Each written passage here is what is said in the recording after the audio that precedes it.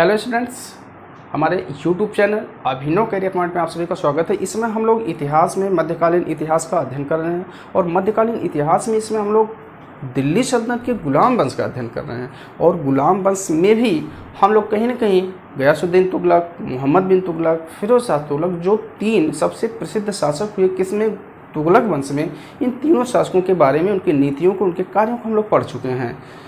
अब हम आज उत्तरकालीन यानी परवर्ती तुगलक सुल्तान जो मात्र नाम मात्र के लिए रहे हैं, उनके बारे में थोड़ा सा जानकारी लेकर और इन्हीं परवर्ती तुगलक वंशी शासक नासिरुद्दीन महमूद के शासनकाल में जो एक और विदेशी आक्रांता का आक्रमण हुआ जिसका नाम था तैमूर, जिसे तैमूर लंग के नाम से भी जाना जाता, तो उसके बारे में अध्ययन करेंगे। उसके भारतीय आक्रमण, वह कब आक्रमण किया, उसका क्या प्रभाव रहा, इसके बारे में, और ख़ास तौर से हम कॉन्सेप्ट के माध्यम से ऑब्जेक्टिव क्वेश्चनों को जो परीक्षाओं में, सभी परीक्षाओं में जो पुटअप किए जाते हैं, उन्हीं पर डिस्कस करेंगे ताकि आपका समय ज़्यादा ना हो और यहाँ उस टॉपिक के सारे क्वेश्चंस भी क्लियर हो जाएं।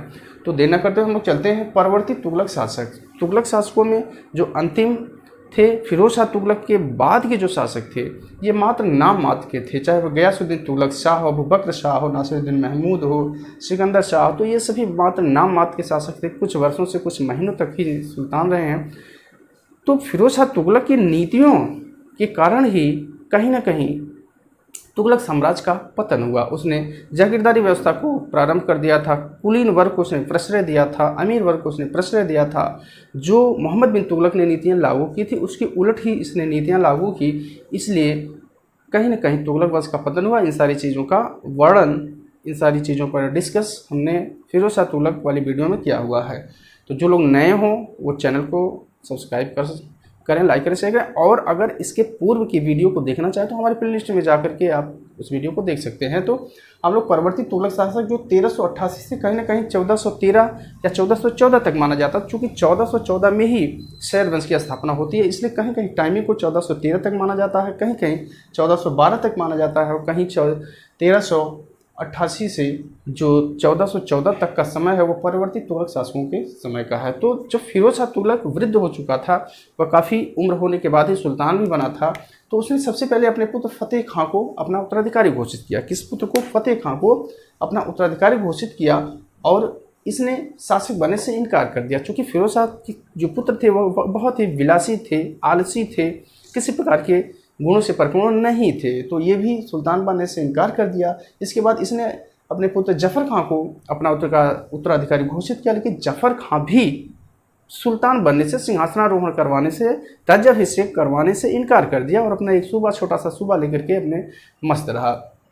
और इसने तब इसके बाद अपने पुत्र मोहम्मद खां को अपना उत्तराधिकारी घोषित किया, लेकिन कहीं न कहीं मोहम्मद खां भी सुल्तान बनने में असफल रहा और लास्ट में फतेह खां का जो पुत्र था तुगलक शाह, फतेह खां का पुत्र, जो इसका फतेह खां पुत्र था, उसका पुत्र तुगलक शाह ही सुल्तान बना। और यही तुगलक शाह जो है गयासुद्दीन तुगलक शाह द्वितीय के नाम से, चूँकि इतिहास में गयासुद्दीन तुगलक तुगलक वंश का संस्थापक शासक रह चुका है, इसलिए इसका नाम गयासुद्दीन तुगलक शाह द्वितीय के नाम से इसको जाना गया। और ये 1388 से 1389 मात्र 1 वर्षों तक सुल्तान रहा। और यह भी कहीं कहीं विलासी प्रवृत्ति का व्यक्ति था, भोग विलास में यह मस्त रहा और साम्राज्य का कोई ख्याल नहीं किया, प्रशासन का कोई ख्याल नहीं किया। इसलिए पूरे साम्राज्य में जगह जगह विद्रोह होने लगे और अंत में इसे बंदी बना लिया जाता है और बंदी जीवन में ही इसकी आगे चल करके मृत्यु हो जाती है। चूँकि यहाँ से मात्र नाम मात्र के शासक रहे हैं और हमारे कंपटीशन में कहीं क्वेश्चंस भी नहीं उठाया जाता है, इसलिए इस पर विशेष समय, विशेष जोर देने की बहुत ज़रूरत नहीं है। अब इसके बाद जो है इसमें एक नया शासक होता है जिसका नाम है अबू बकर शाह, जो 1389 से 1390 ईस्वी तक, ये भी मात्र 1 वर्ष तक के लिए ही सुल्तान बना। अबू बकर शाह, यह इसका जो समय था वो राजनीतिक षड्यंत्र एवं कुचक्रों का समय था। चूँकि जो सुल्तान अगर कमज़ोर होता है,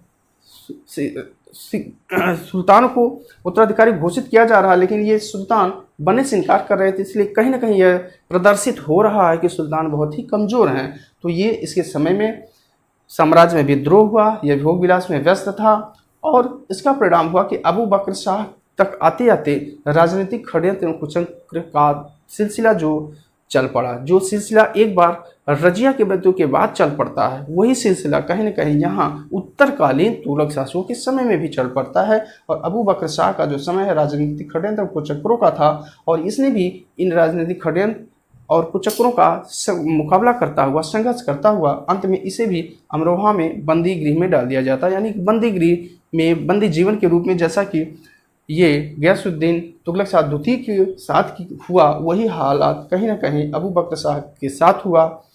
इससे अमरोहा में बंदी गृह में डाल दिया गया, बंदी जीवन व्यतीत करता हुआ लास्ट में इसकी मृत्यु हो जाती है वहीं पर। इसके बाद शासक बनता नासिरुद्दीन मोहम्मद शाह। नासिरुद्दीन मोहम्मद शाह जो 1390 से 1394 ईस्वी तक चला, ये कुछ 4 वर्षों तक सुल्तान रहा, लेकिन यह शासन सत्ता में कुछ कर नहीं पाया, क्योंकि अब कुलीन वर्ग, अमीर वर्ग तुर्क सरदारों के चलने लगी थी, और वो सुल्तान ये बैठ करके, यह भी भोग विलासी सुल्तान था, यह भी अपने समय को क्रॉस करता रहा, समय को पास करता रहा, और इसी श्रृंखला में यह 1390 से 1394 से कुल 4 वर्षों तक शासन सत्ता पर रहा।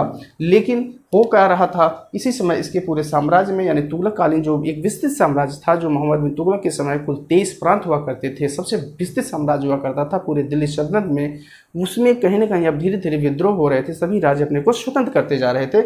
और इसी श्रृंखला में चाहे वो गुजरात हो, इटावा में वीरभान नरसिंह तथा सर्वधारण, इटावा में जो थे वीरभान थे, नरसिंह थे, और सर्वधारण, ये हिंदू राज्य हुआ करते थे छोटे छोटे, ये अपने को स्वतंत्र कर लेते हैं। और गुजरात जो राज्य था, जो विस्तृत राज्य था, शक्तिशाली राज्य था, वह भी कहीं ना कहीं विद्रोह करके स्वतंत्र हो जाता है। और 1394 ईस्वी में जाकर के इसकी भी मृत्यु हो जाती है। नासिरुद्दीन मोहम्मद शाह की भी 1394 में मृत्यु हो जाती है। और इसकी मृत्यु के बाद अलाउद्दीन सिकंदर शाह नाम ये मात्र नाम मात्र का शासक रहा, चूंकि इसका शासनकाल मात्र कुछ महीने और कुछ दिनों के लिए रहा। अलाउद्दीन सिकंदर शाह, इसका जो मूल नाम था वह हुमायूं था। बहुत ही IAS एवं TGT PGT जैसी परीक्षाओं में क्वेश्चन उठाया गया है कि अलाउद्दीन सिकंदर शाह जो परवर्ती तुगलक कालीन शासक था, उसका मूल नाम या हुमायूं नाम का दिल्ली सल्तनत में कौन सा और शासक था तुगलक वंश में, तो यह था अलाउद्दीन सिकंदर शाह, जिसका मूल नाम, बचपन का नाम हुमायूं था। और यह इसके समय में भी अनेक प्रकार के विद्रोह रुक नहीं रहे थे, वो विद्रोह जारी थे। सभी राज्य, जो भी छोटे छोटे राज्य से दक्षिण को, चाहे उत्तर भारत की हो, चाहे बंगाल की तरफ को, वो अपने को स्वतंत्र करते हुए चले जा रहे थे। इसके समय में भी यही हुआ, और इसका भी 1 माह 16 दिन इसने शासन किया, और लास्ट में इसकी भी मृत्यु हो जाती है। अब हम लोग आते हैं परवर्ती तुगलक सुल्तानों में सबसे अंतिम सुल्तान एवं थोड़ा सा शक्तिशाली सुल्तान, ये हुआ नासिरुद्दीन महमूद। और ये 1394 से 1412 ईस्वी तक, 1394 से 1412 ईस्वी तक यह सुल्तान रहा। और इसी को, नासिरुद्दीन महमूद को ही तुगलक वंश का अंतिम सुल्तान माना जाता है, अंतिम शासक माना जाता है। और इसी के समय एक क्वेश्चन आता है कि तैमूर का आक्रमण भारत पर 1398 में ईस्वी में हुआ, उसमें भारत का शासक कौन था, या दिल्ली सल्तनत का शासक कौन था, या किस वंश का शासन था। तो तैमूर के आक्रमण, जो तैमूर लंग के नाम से जाना जाता था, 1398 ईस्वी में भारतीय क्षेत्रों पर आक्रमण के लिए आया। और उस समय भारत में, यानी कि दिल्ली सल्तनत के तहत तुगलक वंशी शासक नासिरुद्दीन महमूद का शासन था। ये क्वेश्चन कई बार परीक्षाओं में आता है। तो ये अंतिम शासक था, जैसा कि हमने लिखा हुआ है, नासिरुद्दीन महमूद अंतिम शासक था। किस वंश का? तुगलक वंश का। और इसी के समय एक और व्यक्ति बहुत ही चर्चा में आता है, मलिक सरवर नाम का व्यक्ति। मलिक सरवर एक हिंदू हिजड़ा कहा जाता था, और मलिक सरवर काफ़ी शक्तिशाली व्यक्ति था। जैसे मलिक काफूर हुआ करता था, उसी तरह कहीं ना कहीं मलिक सरवर नाम का एक व्यक्ति था। और मलिक सरवर को ही इसने, यानी कि नासिरुद्दीन महमूद ने मलिक उस सर्क की उपाधि दिया था। मलिक सरवर को कौन सी उपाधि दिया था? मलिक उस सर्क की उपाधि दे करके इसे जो उत्तर भारतीय क्षेत्रों में जो राज्य हुआ करते थे, उसमें जो जौनपुर का राज्य हुआ करता था, जौनपुर का प्रमुख बना दिया था। जौनपुर का सूबा इसे प्रदान करके वहाँ का प्रमुख सूबेदार बना दिया था। किसे? मलिक उस सर्क की उपाधि दे करके मलिक सरवर को। तो मलिक सरवर जौनपुर में सूबेदार रहा। और जो ही अवसर ये पाता है, नासिरुद्दीन महमूद जब काफ़ी कमज़ोर पड़ जाता है आगे चल करके, तो इसी जौनपुर में यह एक जौनपुर को स्वतंत्र कर लेता है, यानी दिल्ली सल्तनत से उसे अलग कर लेता है, अपने को स्वतंत्र घोषित करके एक नए वंश, सर्की वंश की स्थापना कर लेता है। तो ये क्वेश्चन कई परीक्षाओं में, लगभग परीक्षाओं में पूछे, जो भी क्वेश्चन अगर उठाया जाता है यहाँ से, तो ये क्वेश्चन जरूर उठाया जाता है। इसे आप लोग जरूर याद रखेंगे कि मलिक उस सर्क की उपाधि दिया था नासिरुद्दीन महमूद ने। किसे? मलिक सरवर को। और मलिक सरवर नासिरुद्दीन महमूद के समय जौनपुर सूबा का, जौनपुर राज्य का सूबेदार हुआ करता था। और जो ही इसको अवसर मिलता है, नासिरुद्दीन महमूद की तबीयत खराब होती है या दूसरे अभियान में व्यस्त होता है, ये जौनपुर को स्वतंत्र कर लेता है और जौनपुर में एक नए वंश, सर्की वंश की स्थापना करता है। यही क्वेश्चन कई बार परीक्षाओं में पूछा जाता है। तो ये जौनपुर उत्तरी भारत का हाल था। और दक्षिण भारत में जो थे, जो राज्य हुआ करते थे, चाहे वह खानदेश हो, चाहे बंगाल हो, बिहार हो, मालवा हो, राजस्थान, यानी कि संपूर्ण दक्षिण भारत के जो राज्य थे, चाहे बीच में जो खानदेश हुआ करता था, चाहे उत्तर भारतीय राज्यों में, चाहे वह मालवा था, चाहे गुजरात था, चाहे वह बंगाल था, चाहे वह बिहार था, चाहे वह राजस्थान के जो राजपूत राज्य थे, यानी कि यूँ कहा जाए कि नासिरुद्दीन महमूद के अंतिम समय तक दक्षिण भारतीय राज्य तो अपने को स्वतंत्र कर ही लिए थे, उत्तर भारतीय राज्यों में भी तथा पूर्वी क्षेत्रों में, पूर्वी भारत के राज्यों में, जो बंगाल हो, चाहे बिहार हो, चाहे मालवा हो, और पश्चिमी भारत में चाहे राजस्थान के राजपूताना हो, ये सभी अपने को स्वतंत्र करते चले जा रहे थे। ये देखा गया कि अब वही जो दिल्ली सल्तनत मोहम्मद बिन तुगलक एवं फिरोज शाह तुगलक के समय एक विस्तृत साम्राज्य के रूप में उत्तर भारत से लेकर के दक्षिण भारत तक पूरा तुगलक वंश हुआ करता था, तुगलक साम्राज्य हुआ करता था, वह अब पूरी तरह से स्वतंत्र होकर के वह पूरी तरह से टूट चुका था। सारा साम्राज्य बिखर चुका था, सभी छोटे छोटे राज्य अपने को स्वतंत्र कर चुके थे। इसीलिए एक युक्ति, एक उक्ति, एक कथन प्रसिद्ध रहा नासिरुद्दीन महमूद के समय में, और जनता व्यंग्यपूर्वक कहती थी, पड़ोसी व्यंग्यपूर्वक क्या कहते थे कि शहंशाह की सल्तनत दिल्ली से पालम तक है, शहंशाह की सल्तनत दिल्ली से पालम तक है। यानी कि लोग व्यंग्यपूर्वक कहते थे पालम कहीं ना कहीं दिल्ली में ही स्थित था, इसलिए शहंशाह की जो सल्तनत बची हुई थी, शहंशाह का जो राज्य बचा था, जो साम्राज्य बचा हुआ था, वह मात्र दिल्ली से पालम तक यानी कुछ ही क्षेत्रों तक सिमट करके रह गया था। और पूरा दिल्ली सल्तनत, सभी राज्य कहीं ना कहीं उत्तर भारत से लेकर के दक्षिण भारत के सभी राज्य अपने आप को स्वतंत्र कर चुके थे, और बहुत सारे राज्यों में एक नए नए वंशों की स्थापना भी हो चुकी थी। इसीलिए जब आप देखेंगे कि दिल्ली सल्तनत के बाद उत्तर भारत चाहे दक्षिण भारत में अनेक राज्यों का उदय हो जाता है। बंगाल में दूसरा राज्य, अवध में दूसरा राज्य, मालवा में दूसरा कोई वंश, गुजरात में दूसरा कोई वंश, तो इस तरह छोटे छोटे राज्यों की उत्पत्ति हो जाती है, जो आगे चल करके जब मुगल वंशी शासक आते हैं तो इन्हें एक सूत्र में बांधने का पूरी तरह से प्रयास करते हैं। तो इसको हम आगे पढ़ेंगे। तो कॉन्सेप्ट यही कह रहा है कि नासिरुद्दीन महमूद के समय तक सभी राज्य जो छोटे छोटे थे वो अपने आप को स्वतंत्र कर चुके थे, और जनता यहाँ की व्यंग्यपूर्वक कहती थी कि दिल्ली या शहंशाह की जो सल्तनत है वह दिल्ली से पालम तक स्थित है। और यहाँ तक कहा जाता है कि जो राज्य हुआ करता था इसमें दिल्ली से तो नासिरुद्दीन महमूद शासन कर रहा था, सुल्तान था, लेकिन वहीं जो फिरोजाबाद का एरिया था वह नुसरत शाह वहाँ से शासन करता था। यानी कुछ लोग, कुछ विद्वान ये भी कहते हैं कि इस समय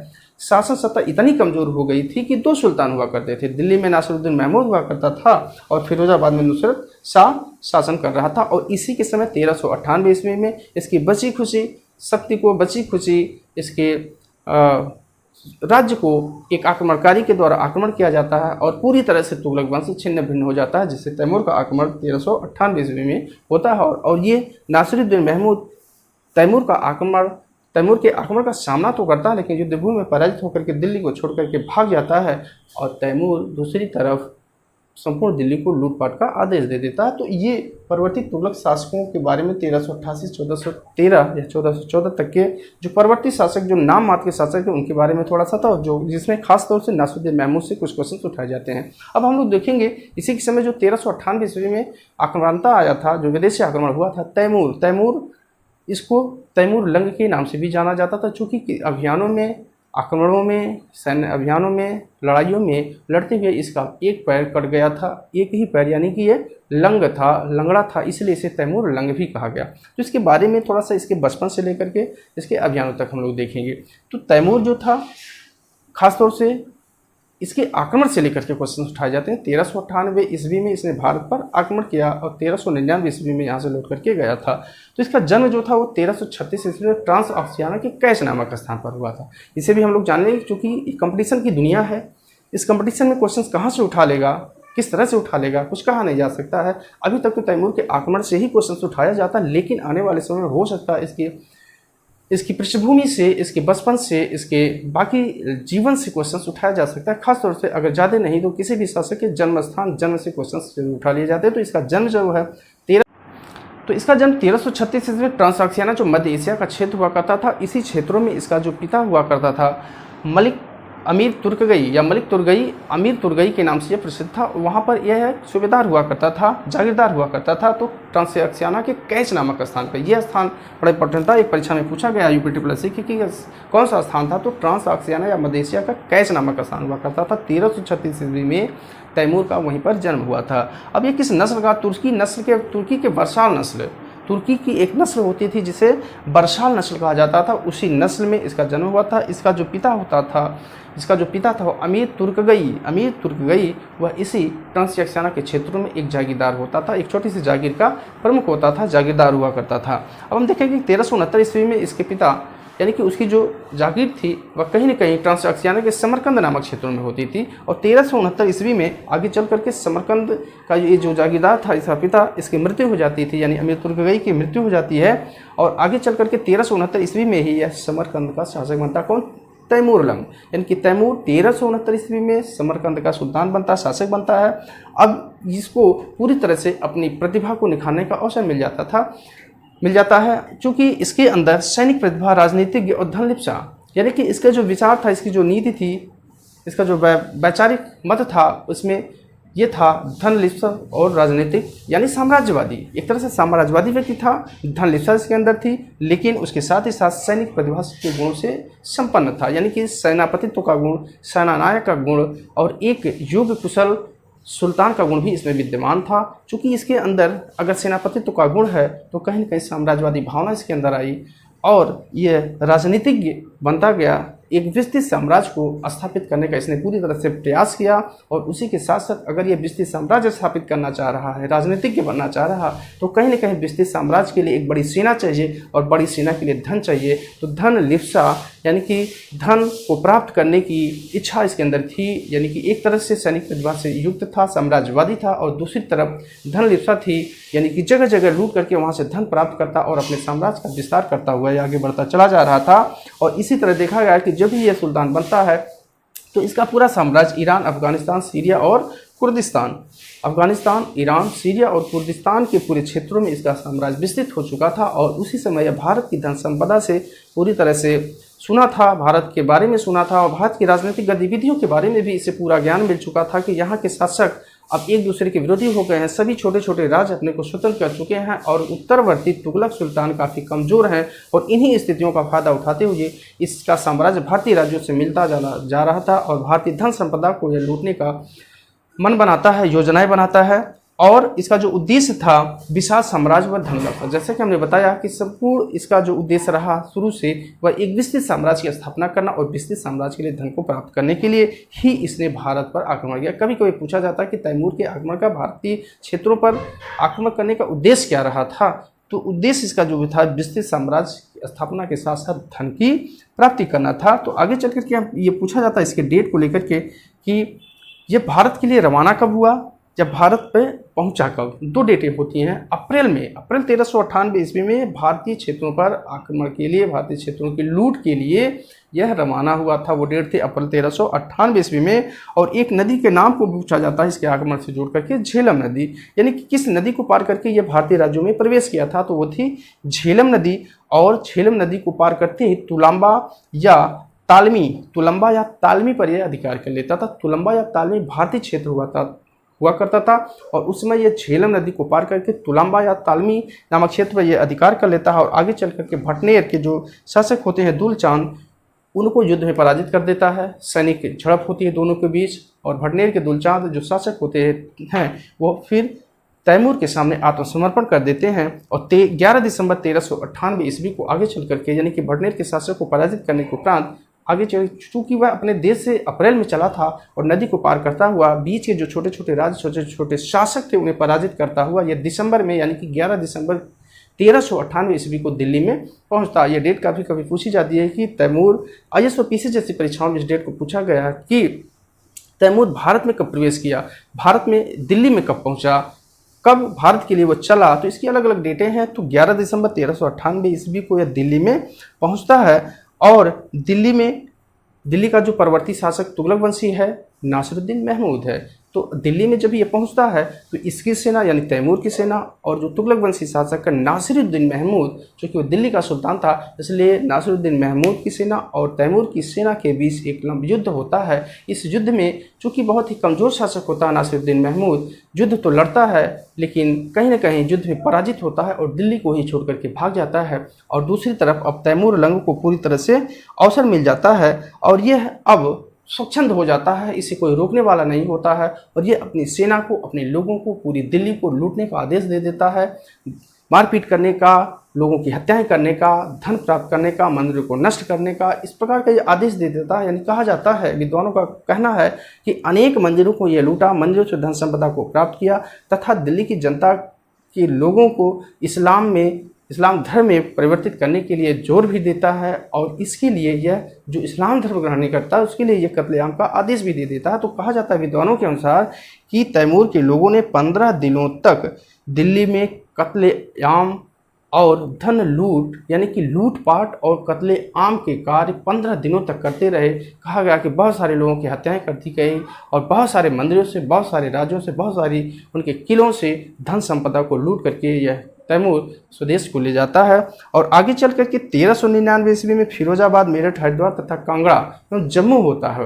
यानी कि फिरोजाबाद जो दिल्ली से सटा हुआ था, कभी कभी क्वेश्चंस पूछा गया कि तैमूर किस रूट से गया, कैसे गया और किस तरह से आया, तो यह भटनेर से होता हुआ आया हुआ था, तुलाम्बा तथा भटनेर होता हुआ आया था, लेकिन जाते समय यह फिरोजाबाद, मेरठ, हरिद्वार, कांगड़ा और जम्मू, फिरोजाबाद के बाद यह मेरठ पहुंचता है और मेरठ से हरिद्वार, हरिद्वार से के बाद कांगड़ा पहुंचता है और कांगड़ा से फिर जम्मू होता हुआ अपने स्वदेश 1399 ईस्वी में स्वदेश लौट जाता है। और इसके बाद होता क्या है, चूँकि यह यहाँ से बहुत बड़ी मात्रा में धन संपदा को लूट करके स्वदेश ले जाता है, लेकिन अपने भारतीय क्षेत्र, जो भारतीय विजित क्षेत्र था, उस पर खिज्र खां एक नाम का एक व्यक्ति था जिसने उसके अभियानों में, उसके आक्रमणों के समय उसकी काफ़ी मदद की थी, हर प्रकार की मदद की थी। यहाँ के बारे में बताया था, यहाँ के लोगों के बारे में बताया था, यहाँ की स्थितियों के बारे में बताया था। इसलिए खिज्र खां को ही अपने विजित भारतीय क्षेत्रों, जिसमें मुल्तान, दीपालपुर और लाहौर का सूबेदार बना के जाता है। किसे? खिज्र खां को। और यही खिज्र खां आगे चल कर, चूँकि तैमूर लंग का मेन उद्देश्य था धन संपदा को प्राप्त करना, यहाँ से लूट करना, यहाँ के शासकों को पराजित करना, तो वह इसमें सफल होता है और यहाँ से भारी मात्रा में धन संपदा को लूट करके अपने स्वदेश समरकंद को लेकर के जा करके वहाँ पर अपने विस्तृत साम्राज्य को स्थापित करने में पूरी तरह सफल होता है। लेकिन भारतीय क्षेत्रों में, जिसमें मुल्तान, दीपालपुर और लाहौर का जो एरिया होता है, यहाँ का सूबेदार खिज्र खां को बनाता और यही खिज्र खां आगे चल करके अवसर पा करके, अब चूँकि कोई भी सुल्तान अब इसको रोकने के लिए नहीं था, इसलिए इसने अब जा कर के एक नए वंश जिसे कहा जाता है सैयद वंश की स्थापना करता है। कौन? खिज्र खां। तो इस प्रकार कहा गया कि खिज्र खां के द्वारा सैयद वंश की स्थापना की जाती है तैमूर लंग के आक्रमणों के बाद। अब आगे हम अपनी अगली वीडियो में सैयद वंश के बारे में अध्ययन करेंगे। तब तक के लिए आप हमारे चैनल से जुड़े रहें। वीडियो को बाई कॉन्सेप्चुअल हमने समझाने का पूरी तरह प्रयास किया और उन्हीं क्वेश्चन को लेकर के आते हैं जो क्वेश्चंस आपकी परीक्षाओं में आ रहे हैं। आगे की जितनी भी परीक्षाएं उनमें यही सारे क्वेश्चंस आते रहते हैं, इसलिए इन्हीं क्वेश्चन को हम पूरी तरह से कॉन्सेप्चुअल तरीके से समझाने का प्रयास कर रहे हैं। तो हमारी वीडियो कैसी लगी और समय ज़्यादा ना लगे, इसके लिए हम पहले से ही लिख देते हैं, ताकि आप अगर लिखना चाहें तो इसे देख करके लिख भी सकते हैं। और इन्हीं चीज़ों को जब हम बोलते हैं, जब हम इसको डिस्क्राइब करते हैं, तो उन्हें आप पूरी तरीके से लिखते हुए, समझते हुए चले जाएंगे। और अगर आपको तेज़ लगे वीडियो तो आप इसकी स्पीड को कम करके भी इस लेक्चर को सुन सकते हैं। Okay, thanks.